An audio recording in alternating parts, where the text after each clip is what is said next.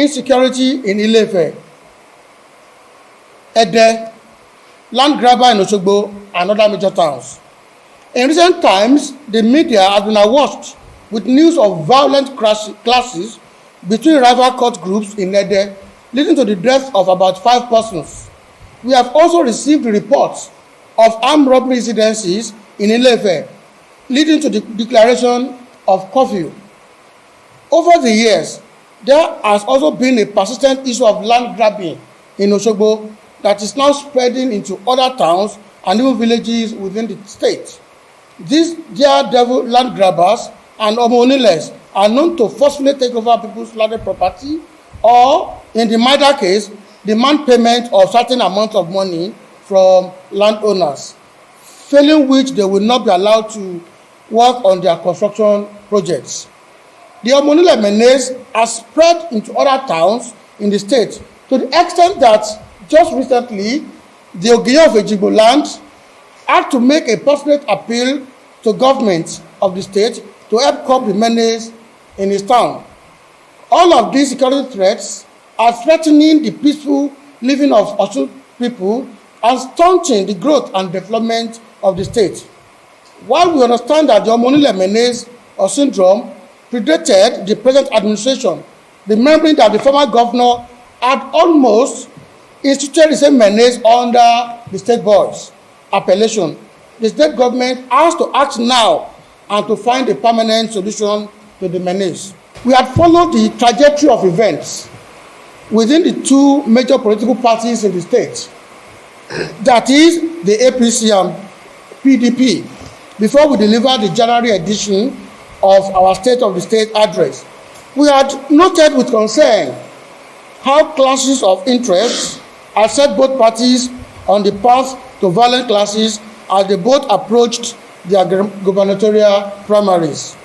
We note with relief the fact that the APC was eventually able to execute its primary election without reports of any loss of life.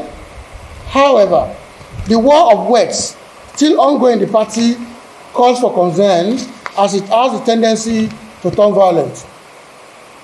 The PDP, on the other hand, has gone beyond the mere war of words, and internal ramblings within the party had already registered a number of human casualties. More than 2 persons were reportedly killed during the recently concluded ad hoc delegate conference of the PDP.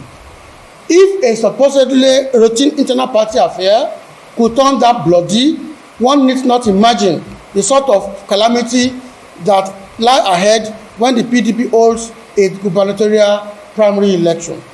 We say unequivocally to the PDP that affairs within their party must henceforth be managed such that they do not constitute security threats to members of the public. Innocent citizens of the state must never be subjected to fear because of the actions of a power-hungry few.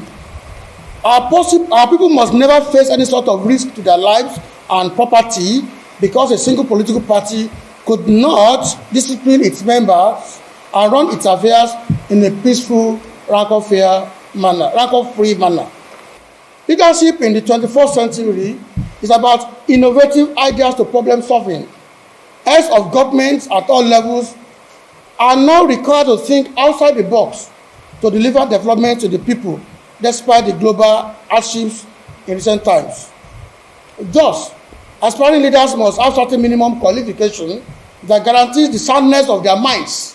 While the Nigerian Constitution does not demand very high academic qualification, the peculiar demands of leadership at this time demands that the people choose persons who have displayed such capacity as is required in situation of hardship.